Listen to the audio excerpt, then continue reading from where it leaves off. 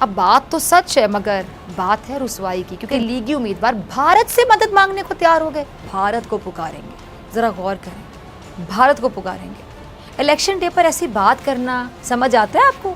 समझ से बालातर है ना। जो सूरत हाल बनी है और इसके अंदर भारत को बुलाने की भी बात हो गई। उन्होंने कहा मैं भारत को वादे दूंगा। ये इसको आप इलेक्शन कहेंगे? ये टोपी ड्रामा है सारा। जिस तरह पाकिस्तान में मजाक करते हैं, इसी तरह वहां एक मजाक हो रहा है दुनिया को दिखाने के लिए।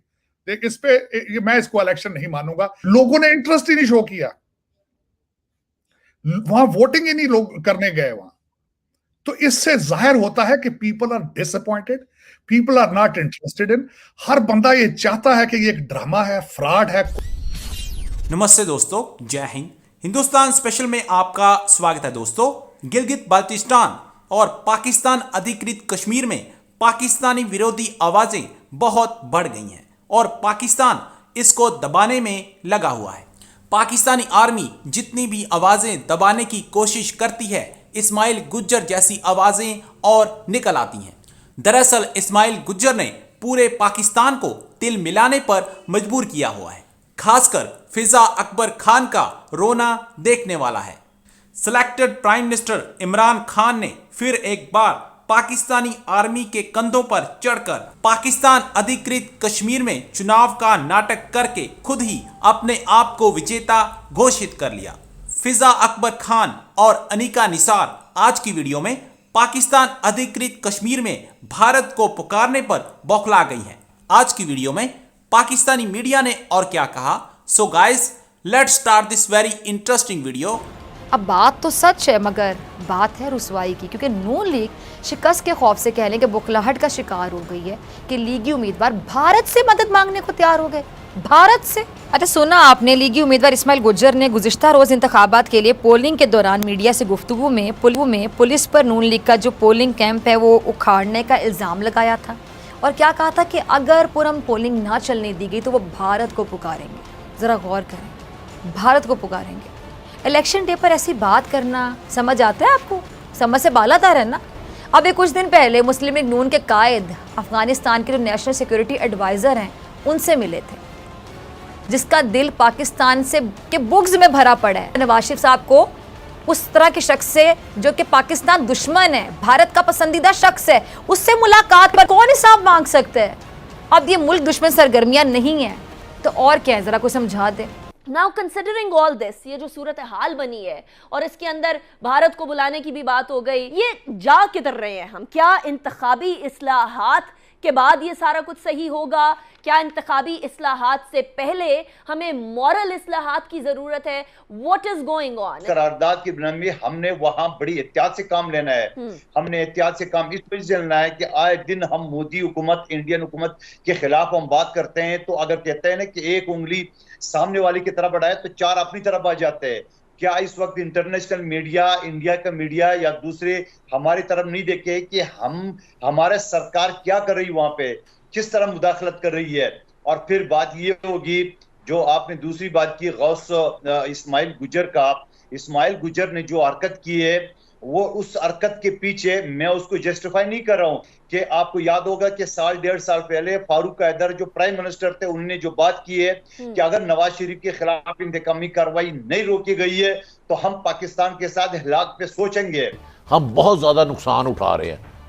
आपको पता है, शायद नहीं पता, कल एक इनके उम्मीदवार गुजरावाले से मोहतरम थे, उन्होंने कहा मैं भारत को वादे दूंगा। मलक साहब देखें, नहीं, वो गुज्जर साहब, हमें हुकूमतों पे जितने मर्जी इख्तलाफात हों लेकिन हम अपने मुल्क के खिलाफ नहीं जा सकते।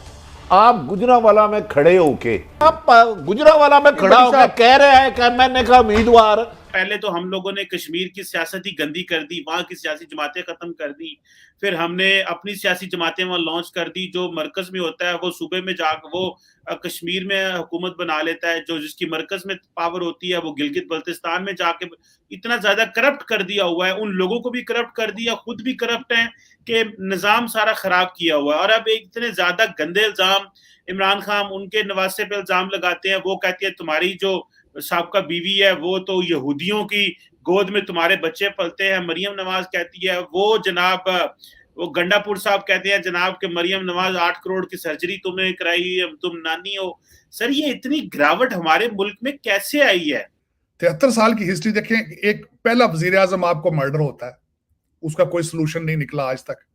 उसके बाद आप देखें कि किस तरीके से मोहम्मद अली बोगरा साहब एक अमेरिकन एम्बेसडर थे, वो लाए गए। उसके बाद पहली असेंबलियां तोड़ने वाला कौन था? पहला कॉन्स्टिट्यूशन बनाने वाला सियासतदान ही नहीं था, वो एक ब्यूरोक्रेट था। उसके बाद जिस तरीके से अयूब खान साहब का और फातिमा जिन्ना का मुकाबला हुआ, इलेक्शन हुआ, किस तरीके से वहां पे हुआ, फिर उसके बाद भुट्टो साहब ने क्या। और देखें, अब तो हमारे वजीर आजम साहब अल ऐलान जो है पब्लिक में, पब्लिक मीडिया पे, नेशनल मीडिया पे ये कह चुके हैं कि 70 के बाद इलेक्शन जो है वो सारे के सारे जो है वो फेक हैं, उन पे क्वेश्चन मार्क है। लेकिन मेरे दलाइल ये होंगे कि 70 से पहले भी हालात यहाँ खराब थे। 70 से पहले भी यहाँ पे जो हमारा आज पूरा मुल्क बैरियर टाउन बन चुका है, उसके मूजद जो थे वो अयूब खान साहब थे। किस तरीके से पाकिस्तान और मशरकी पाकिस्तान, ये तो कागजों में अलहदा हुए, प्रैक्टिकली अलहदा हुए जाके 70s में, इनको अलहदा करने की बुनियाद तो 60s में रख दी गई थी। और उसके बाद आज के हालात अगर देखते हैं तो आज जिस तरीके से मैं अब कह रहा हूं आपको कि आज ये टोपी ड्रामा है, ये सियासत नहीं है, ये इलेक्शन नहीं है। इलेक्शन डिसाइड हो चुका है। जिस तरह आपने खुद फरमाया, आप मुझे ये बताएं कि एक ट्रेडिशन आजाद कश्मीर में एक कल्चर बन चुका है कि जिसकी पार्टी की मरकज में हुकूमत होती है वही आजाद कश्मीर में हुकूमत बनाता है। ये जमहूरी स्टेप है।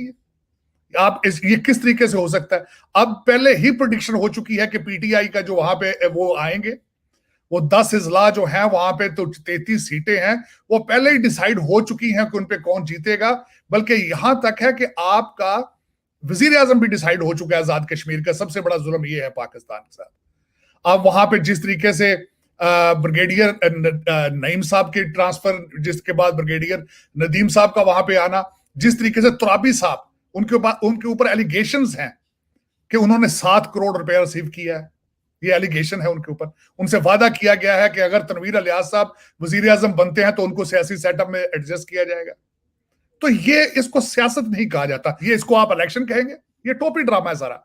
और मैं सबसे बड़ी ट्रेजेडी ये है कि पाकिस्तान में रहने वाला हर शहरी जो है, आजाद कश्मीर में बसने वाला हर शहरी, उसके हाथ में कंप्यूटर है, उसके पाम में इंफॉर्मेशन है, और सबको पता है ये टोपी ड्रामा है। ये करप्शन का अलायंस है, ये करप्शन का अलायंस है विद ब्यूरोक्रेसी, विद एस्टेब्लिशमेंट। सियासतदान लूटते हैं, ये सिर्फ लूट का एक बहाना है और कुछ भी नहीं। इससे आगे ये इलेक्शन, मैं इसको इलेक्शन नहीं कहूंगा, ये एक अलायंस की एक्सरसाइज है। ये आपका जो करप्शन का अलायंस है, उन्होंने मिलकर एक एक्सरसाइज करनी है। जिस तरह पाकिस्तान में मजाक करते हैं, इसी तरह वहां एक मजाक हो रहा है दुनिया को दिखाने के लिए। देख, इस पे मैं इसको इलेक्शन नहीं मानूंगा। लोगों ने इंटरेस्ट ही नहीं शो किया, वहां वोटिंग ही नहीं लोग करने गए वहां। तो इससे जाहिर होता है कि people are disappointed, people are not interested in. हर बंदा ये चाहता है कि ये एक ड्रामा है, फ्रॉड है,